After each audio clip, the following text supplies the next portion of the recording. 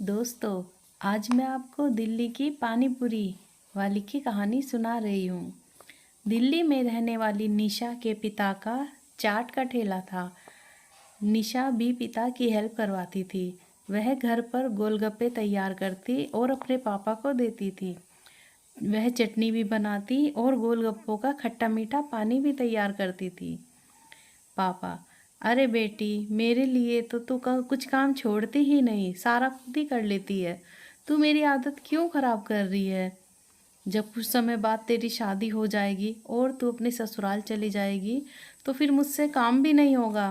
मेरी आदत मत खराब कर। तेरे बाद मुझे ही ये चाट का काम करना है और ना ही मेरा मन लगेगा तेरे बगैर। तेरी बड़ी याद आएगी बेटा, निशा की माँ बोलती है। अरे अब ये रोने लगेंगे। निशा तू ही देख बेटा, अब इन्हें बार बार यही बात सोचकर रोने लगते हैं। पापा मैं कहीं नहीं जाऊंगी, मैं आप दोनों के बगैर नहीं रह पाऊंगी पापा। मैं आपके साथ ही रहकर आपके काम में हाथ बटाऊंगी। पापा: नहीं नहीं बेटा, हर बेटी को शादी कर ससुराल जाना ही पड़ता है। किशन एक बहुत अच्छा लड़का है, वो तुम्हें बहुत खुश रखेगा।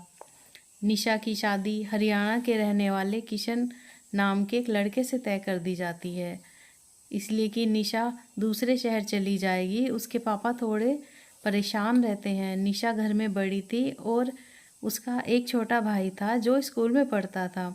धीरे धीरे समय बीता और निशा की शादी हुई। वह विदा होकर अपने ससुराल चली गई। किशन एक मोटर मैकेनिक था, वह गाड़ियाँ ठीक करता था। निशा ने पूरा घर की जिम्मेदारी उठा ली थी और वो क्योंकि वो थी भी तो इतनी समझदार। निशा की सास: बस कर बहू, मुझसे और नहीं खाया जाएगा, कितनी रोटियां खिलाएगी, किशन को खिला। और नहीं नहीं माँ, मुझसे भी नहीं खाया जाएगा। अरे हम तो इतने स्वाद के चक्कर में एक दो रोटी ज़्यादा ही खा गए, इतना टेस्टी खाना बनाया है बहू ने। अरे माँ जी, इतना सा ही तो आपने खाया है, वो दो छोटे छोटे ही तो फुलके थे, अब से आपको थोड़ा और खाना पड़ेगा। हम कितने भाग्यवान हैं जो तू बहू बनकर हमारे घर आई। सुनो जी, आप ये लंच भी ले जाया करो अब से। ये लो, मैंने पैक कर दिया है। निशा भी किशन के साथ स्कूटर से बाजार जाती है। उसे घर का कुछ राशन का सामान लाना था। निशा मैं चलता हूँ तुम्हारे साथ सामान लेने, तुम अकेले कैसे उठाओगी सारा सामान?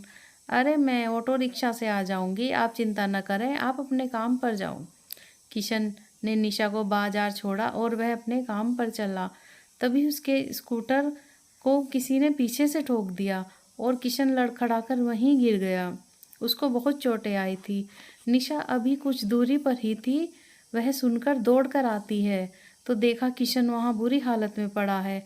किशन को देखकर वह घबराने लगती है और रोने लगती है और लोगों से मदद मांगती है। भाई जी, मेरे पति को हॉस्पिटल पहुंचा दो। तभी कुछ लोग किशन को हॉस्पिटल लेकर आ जाते हैं। किशन की हालत गंभीर तो नहीं थी, पर उसके हाथों में फ्रैक्चर आ जाता है और हाथों पर प्लास्टर चढ़ जाता है।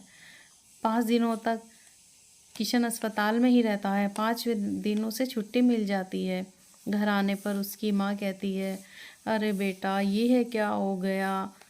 अरे माँ, आप घबराओ मत, मैं ठीक हूँ, बस थोड़ा सा हाथ में ही तो फ्रैक्चर है, 1-2 महीने में मैं पूरी तरह स्वस्थ हो जाऊँगा।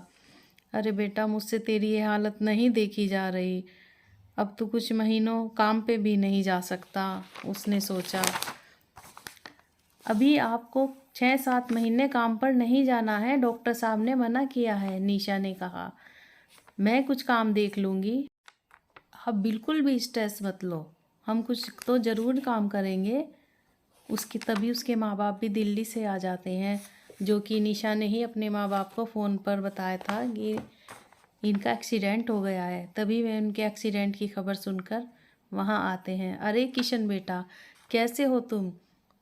और आप किसी तरह की टेंशन मत लीजिए, मैंने निशा को पूरा चाट बनाना सिखा रखा है और वह बहुत अच्छा बनाती है। वह यहाँ पर चाट का ठेला लगा सकती है। बल्कि कुछ दिन मैं भी निशा के साथ यहीं रहकर उसे थोड़ा और सिखा दूंगा, तब वह पूरी परफेक्ट हो जाएगी। बल्कि निशा को तो केवल गोलगप्पों का ही ठेला लगाना चाहिए। थोड़े दिन में यहाँ मैं भी रहकर हेल्प कर दूंगा। जब पूरा सेटअप हो जाएगा तब मैं चला जाऊँगा। हाँ हाँ पापा ठीक है। दिल्ली के गोलगप्पे यहाँ पर किसी के पास भी नहीं है। अगर हम दिल्ली वाले गोलगप्पों के नाम से ठेला चलाएंगे तो वह बहुत अच्छा चलेगा। किशन आप चिंता बिल्कुल मत करना, कुछ दिन अब हम यहीं रहेंगे। हाँ हाँ बिल्कुल ठीक है पापा मम्मी, आप यहाँ रहें, बल्कि हमें तो और अच्छा लगेगा, हमारा और मन लगेगा। फिर निशा और उसके पापा एक ठेला खरीद कर उस पर गोलगप्पे बेचना शुरू करते हैं।